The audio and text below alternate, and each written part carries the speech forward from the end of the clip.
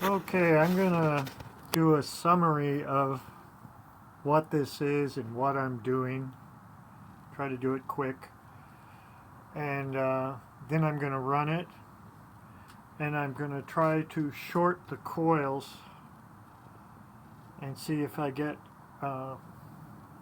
better performance out of filling up caps with shorting the coils.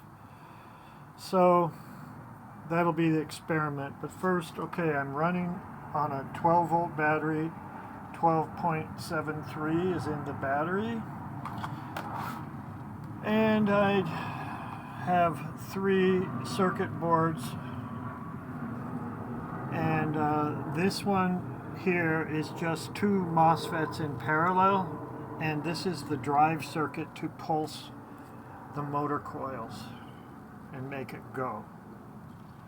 The middle one. This top one is unit bidirectional MOSFETs, and I also have one stacked here, 2 in parallel, and then another 2 in parallel. And same with this board down here, 2 MOSFETs in parallel, 2 MOSFETs in parallel, and then they're connected bidirectionally. And bidirectionally, that means like this. The gates connect, the source leads connect, and then the switching occurs between the drain A and drain B. Right there, there's the switch. And this is how you're supposed to switch coils when they get shorted. And so I'm not going to just short them out, I'm going to just switch them real quick at a certain timing point. And that's it, bidirectional MOSFETs. So what I got here, try to do it quick, I'm sorry, and we got 8 magnet rotor, all facing the same direction. Here, very thin magnets and a thin rotor. And another rotor over here, see that? That white mark, that white piece of reflective tape is to get the RPMs readings from it. On this rotor, some of you may have seen this already. On this rotor, see that little gray dot right there? It's moving. That's a small little magnet, and there's 8 of them. There's another one. There's another one, and they correspond to the 8 magnets in the rotor. And they are embedded in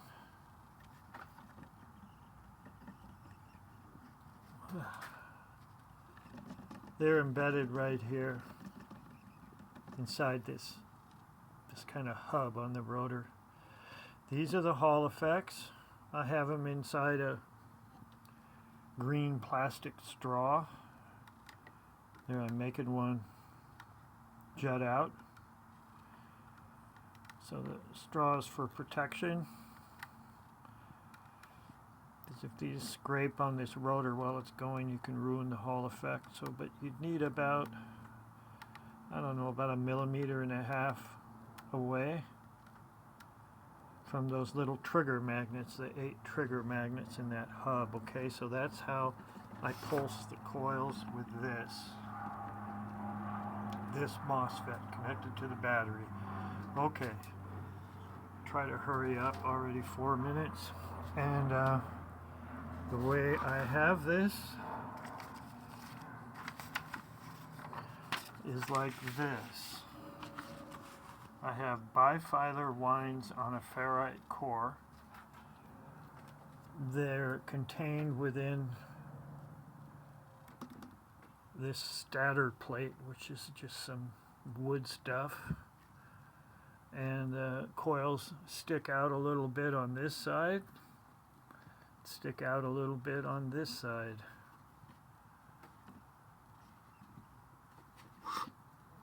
Okay. Okay, and they're bifilar wound, so there'd be 2 leads and then 2 leads. They're both 11.5 ohms. And here's what's unique about this is I have one rotor staggered so that rotation being that way on both rotors. The rotor's spinning around like this.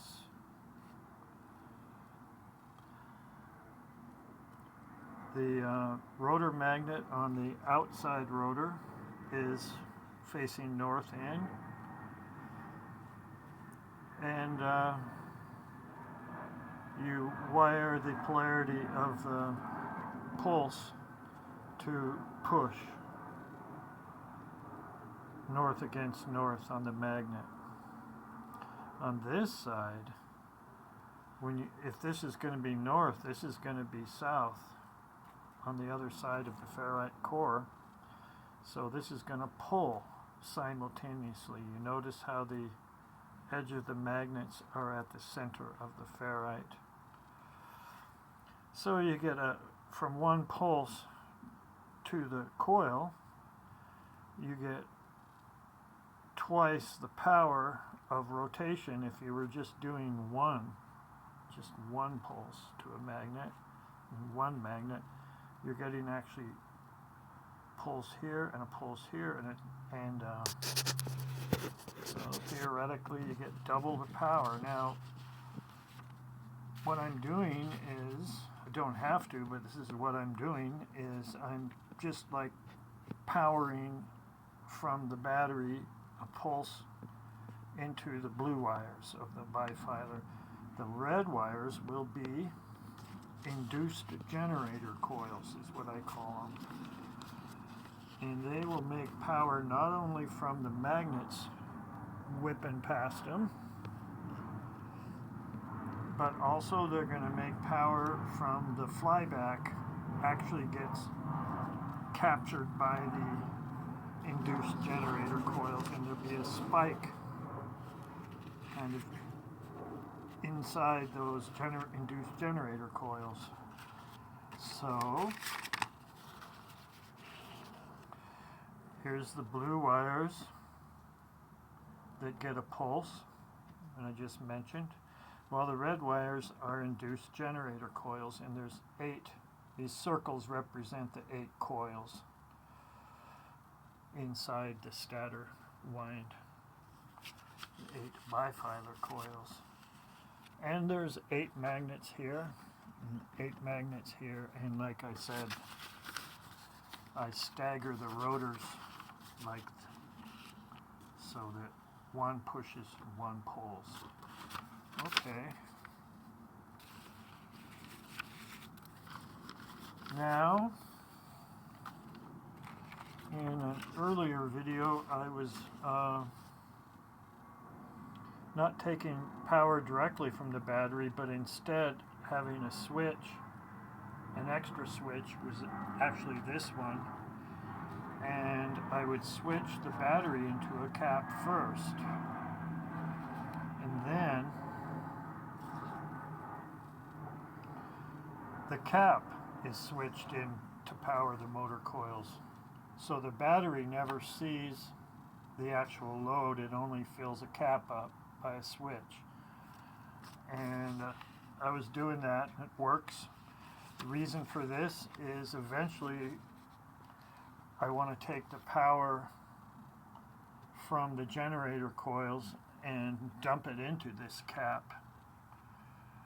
And if it's a looper, way over unity, you can just take the battery out, and now the generator coils would be filling up this cap, and it would be running off the generator coils in grand theory.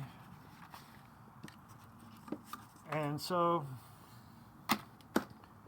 I will now, I need to tell you about, okay, I added this.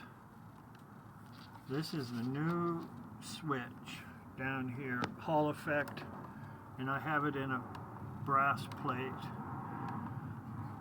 And I already have these two. So one of these Hall effects, this is the drive motor coil pulsing Hall effect. And this was the battery into a cap Hall effect for that switch.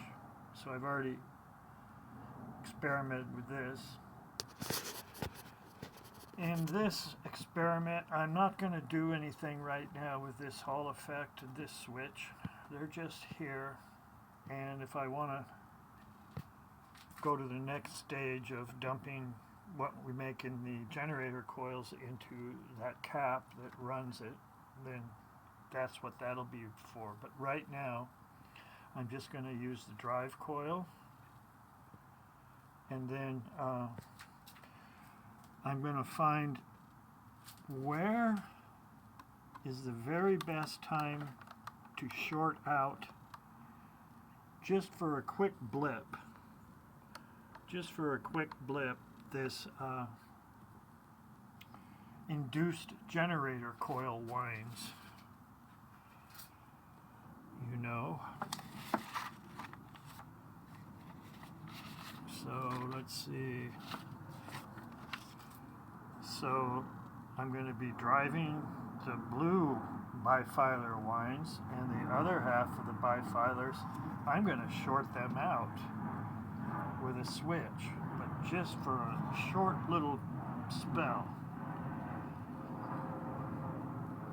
And then I'll have a full wave bridge rectifier to fill a cap. And we'll see how it goes. What I don't want to see is the draw going up when the coils are shorted. What I do want to see is the draw not going up at all, and the capacitor filling up to much higher voltage than if it was just being filled by the sweep of the magnets past the coils. And we'll see what we get. Okay, so hold on. Sorry, 12 minutes already. Hold on. Okay, it's running now. It's drawing 80 milliamps. I can adjust the timing and get different inputs at different RPMs. It's like a car when you adjust the timing. If I advance it this way, I'm going to get a lot more draw. So I wouldn't say that's a sweet spot. Maybe it is. Whoops. So let's pull it now. I pulled it. I retarded it some more.